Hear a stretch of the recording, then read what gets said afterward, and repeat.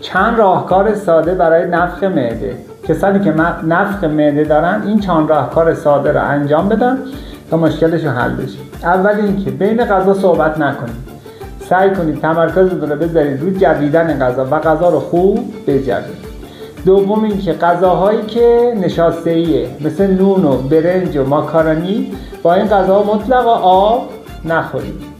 سوم اینکه یک نوک قاشق زیره، یک نوک قاشق آبیشم و یک نوک قاشق نمک، اینا رو با هم خوب آسیاب کنید و یه مقداری قبل از غذا و یه مقداری بعد از غذا بخورید.